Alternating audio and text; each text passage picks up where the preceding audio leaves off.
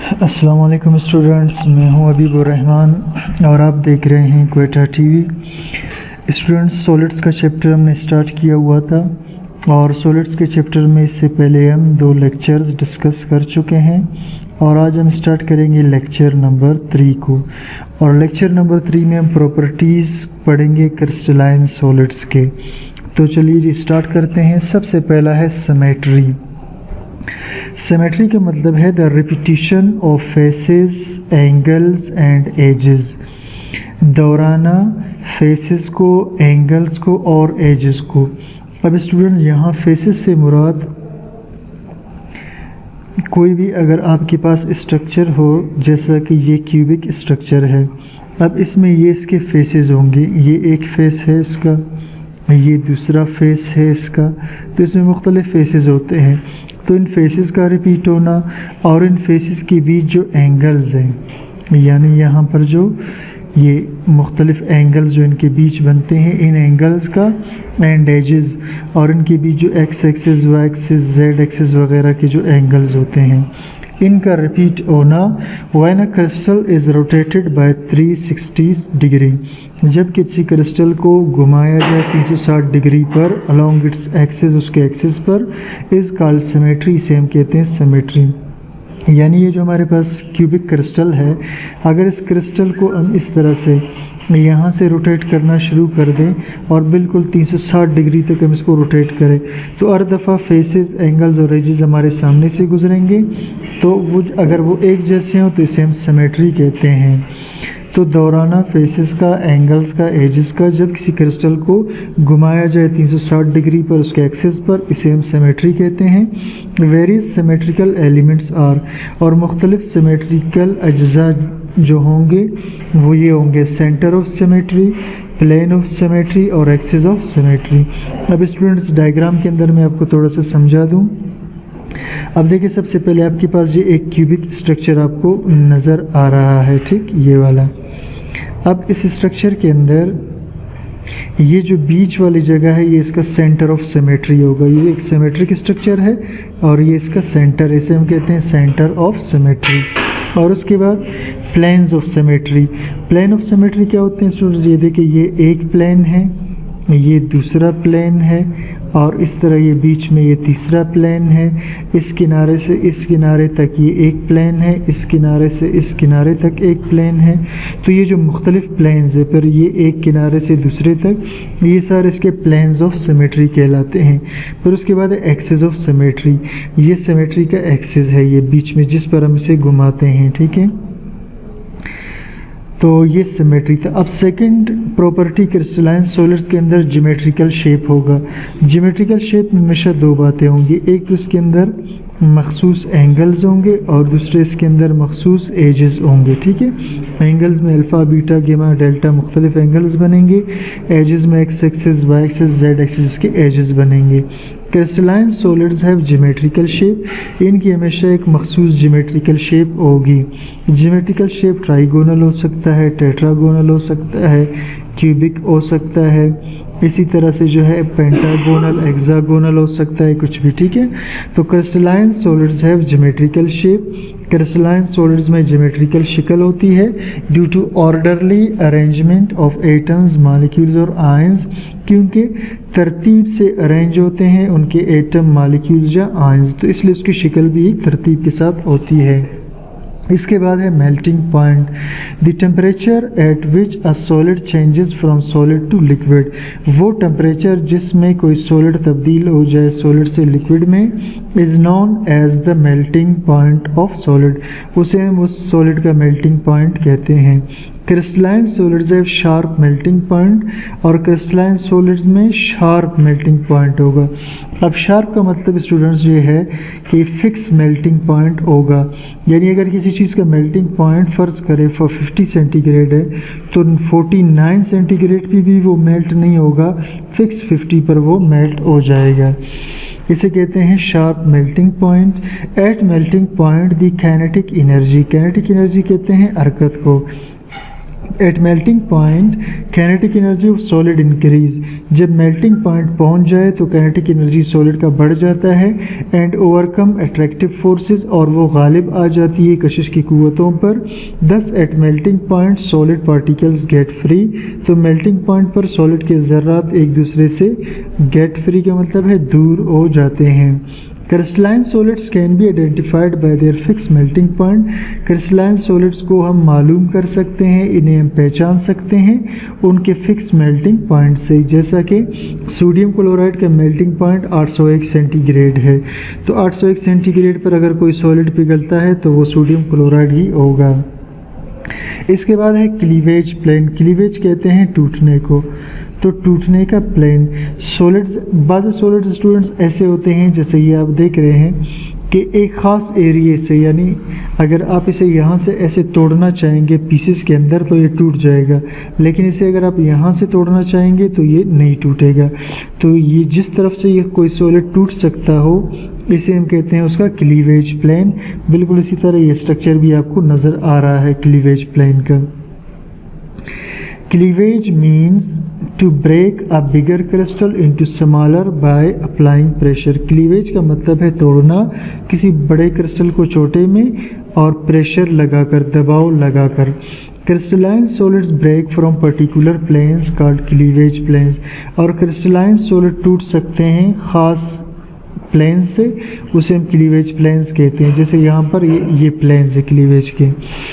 Means a crystal can be broken down, इसका मतलब है किसी क्रिस्टल को आप तोड़ सकते हैं इन वन डायरेक्शन, एक रुख पर, and can not be broken down from other direction, और दूसरी तरफ से आप इसे तोड़ नहीं सकते। Example a mica crystal as infinite layers of silicate, एक माइका क्रिस्टल अगर हम लेते हैं तो उसमें इन्फिनिट का मतलब है बेशुमार या लातादाद लेयर्स होते हैं सिलिकेट शीट्स के, जैसा कि यहाँ कुछ शीट्स नज़र आ रहे हैं। दीज शीट्स से वीक अट्रैक्टिव फोर्सेस, इनके बीच वीक अट्रैक्टिव फोर्स होगी, and are easily separated parallel to the layers only, और आसानी से आप इसे अलग कर सकते हैं पैरेलल लेयर्स में, यानी जैसे ये है ये पैरेलल लेयर्स जा रहे हैं, इसमें आप इसे सेपरेट कर सकते हैं, लेकिन ऐसे अगर आप इसे तोड़ना चाहेंगे तो इसे तोड़ नहीं सकते।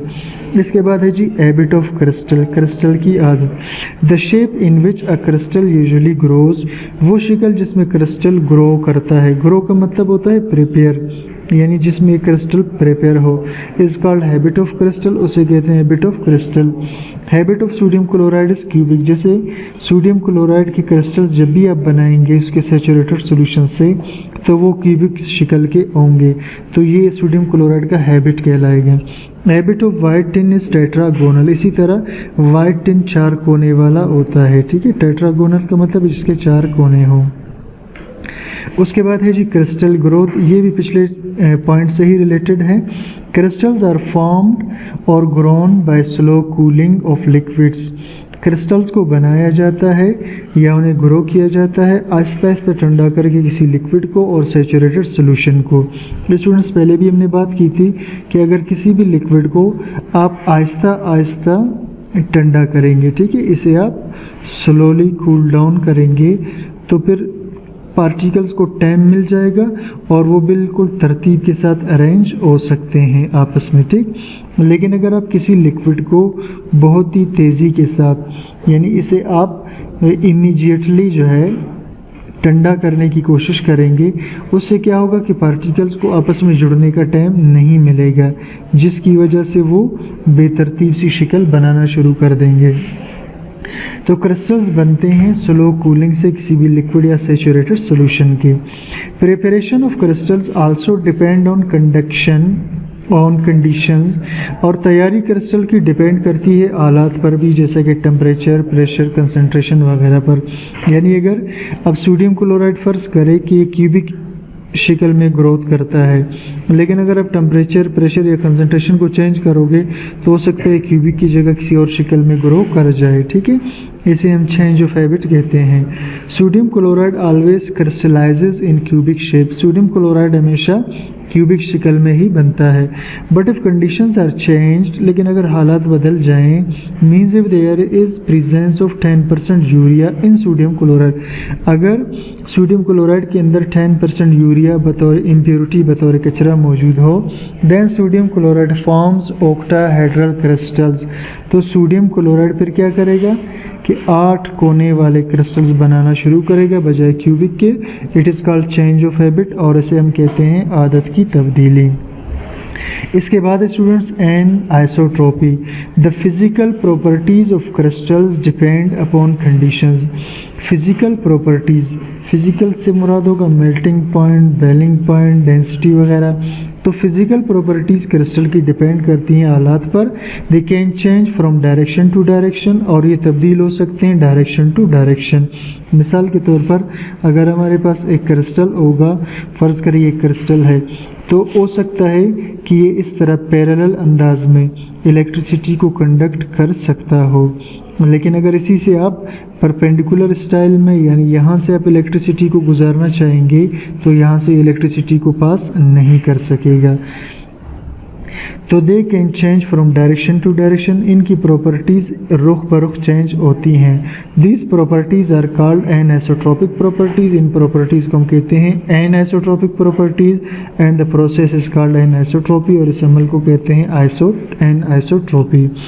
The physical properties like thermal expansion, thermal expansion का मतलब है हरारत पर फैलना, ठीक है, यानी किसी भी चीज़ को गर्म करे तो फैल जाए।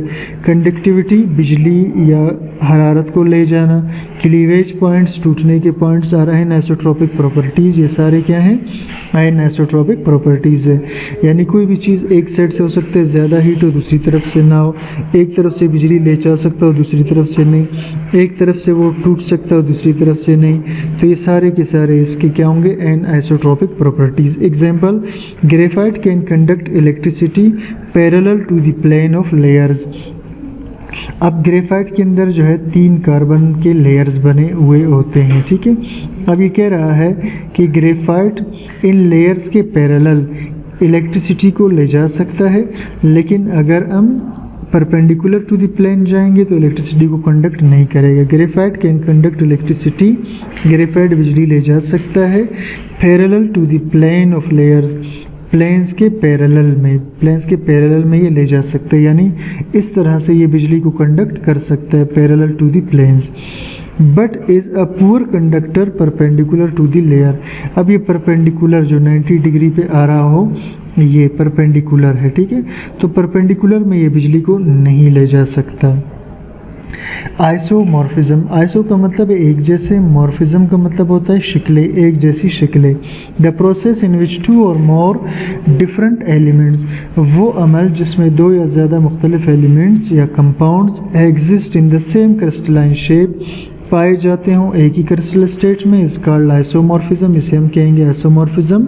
And compounds are known as isomorphs, और इन कंपाउंड्स को कहेंगे आइसोमॉर्फ्स, यानी एक कंपाउंड 2 मुख्तलिफ कंपाउंड एक ही शक्ल में हो। आइसोमॉर्फ्स शो फॉलोइंग प्रॉपर्टीज़, और आइसोमॉर्फ्स में ये खासियत होती हैं, same ratio of atoms, atom का रेशो सेम होगा। जैसे अगर आप सोडियम क्लोराइड को देखें, इसमें 1:1 है, बिल्कुल इसी तरह मैग्नीशियम में भी 1:1 है। सोडियम नाइट्रेट के अंदर अगर आप देखें 1:1:3 है, इसी तरह कैल्शियम कार्बोनेट में 1:1:3 है एटम्स का, ठीक। तो सेम रेशो एटम्स का होगा जैसे इन दोनों मिसालों में है और इसमें है। Physical and chemical properties differ, लेकिन इनकी फ़िज़िकल और केमिकल प्रॉपर्टीज़ में मुख्तलिफ होंगी। अब sodium chloride and magnesium oxide both are cubic, और sodium nitrate and calcium carbonate both are trigonal, दोनों 3 कोने वाले स्ट्रक्चर्स हैं, ठीक है। इसके बाद हम स्टार्ट करते हैं नंबर 9 में पॉलीमॉर्फिज्म को। पॉली का मतलब होता है बहुत सारे, मॉर्फिज्म का मतलब शक्लें, यानी एक कंपाउंड एक से ज़्यादा शक्लों में पाया जाए। The process in which same compound is present, वो अमल जिसमें एक ही कंपाउंड मौजूद हो इन मोर देन 1 क्रिस्टलाइन फॉर्म, एक से ज़्यादा क्रिस्टल हालतों में, इस कॉल्ड पॉलीमॉर्फिज्म, इसे कहते हैं polymorphism. And the compounds are called polymorphs, और इन कंपाउंड्स को बोलेंगे polymorphs. Polymers show following properties, polymorph में दरअसल खसियात होती हैं। सेम केमिकल प्रॉपर्टीज़, इनकी केमिकल प्रॉपर्टीज़ सेम होंगी क्योंकि कंपाउंड एक ही है, बट डिफ़र फिज़िकल प्रॉपर्टीज़, लेकिन मुख्तलिफ फ़िज़िकल प्रॉपर्टीज़ होंगी क्योंकि स्ट्रक्चर चेंज है। बिलोंग टू सेम कंपाउंड, और ये एक ही कंपाउंड से ताल्लुक़ रखते हैं। मिसाल के तौर पर सिल्वर नाइट्रेट, ये ट्राइगोनल स्टेट में भी पाया जाता है इस क्रिस्टलाइन फॉर्म में, और आर्थोरोम्बिक क्रिस्टलाइन फॉर्म में भी पाया जाता है। अब एक ही कंपाउंड है लेकिन इसकी दो मुख्तलिफ शक्लें हैं, तो इसे हम कहेंगे पॉलीमॉर्फिज्म। ये दोनों केमिकल प्रॉपर्टीज़ में सेम होंगी, फिज़िकल में चेंज क्योंकि शक्ल चेंज है। इसी तरह कैल्शियम कार्बोनेट ट्राइगोनल भी हो सकता है, आर्थोरोम्बिक भी हो सकता है। इसके बाद है एलोट्रोपी, एक एलिमेंट का मुख्तलिफ शक्लों में पाया जाना। The process in which an element is present, वो अमल जिसमें कोई एलिमेंट पाया जाए in more than one crystalline form, एक से ज़्यादा क्रिस्टल शक्लों में, इज़ कॉल्ड एलोट्रोपी, से हम कहते हैं allotropy. These different forms of same element are called allotropes, और ये जो मुख्तलिफ हालतें हैं एक एलिमेंट की, इन्हें हम कहते हैं allotropes.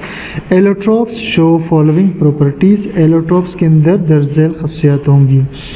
Number 1, same chemical properties but different physical property, इनकी केमिकल प्रॉपर्टीज़ सेम होंगी क्योंकि एक ही एलिमेंट है, बट डिफरेंट फिज़िकल प्रॉपर्टीज़, लेकिन फिज़िकल प्रॉपर्टीज़ चेंज होंगी क्योंकि उसके स्ट्रक्चर अलग है। एग्जांपल, अब जो कार्बन है, कार्बन स्टूडेंट्स डायमंड की शक्ल में भी पाया जाता है जो कि क्यूबिक स्ट्रक्चर है, और ग्रेफाइट की शक्ल में भी पाया जाता है जो कि हेक्सागोनल स्ट्रक्चर है।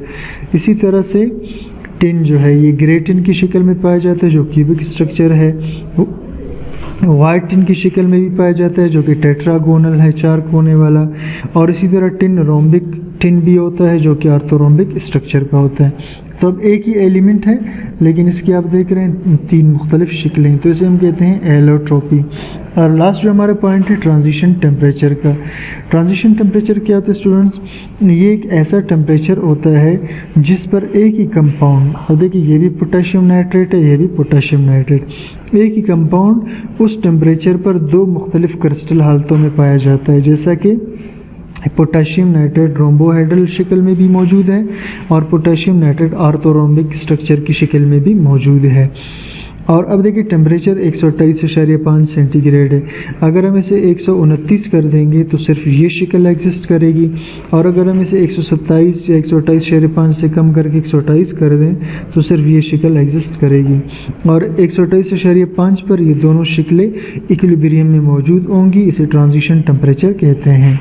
The temperature at which 2 crystalline forms of same substance exist, वो टेम्परेचर जिस पर 2 मुख्तलिफ क्रिस्टल हालतें एक ही कंपाउंड की पाई जाए इक्विलिब्रियम तवाज़ुन में विद ईच अदर आपस में, इस कॉल्ड ट्रांजिशन टेम्परेचर, उसे हम ट्रांजिशन टेम्परेचर कहते हैं।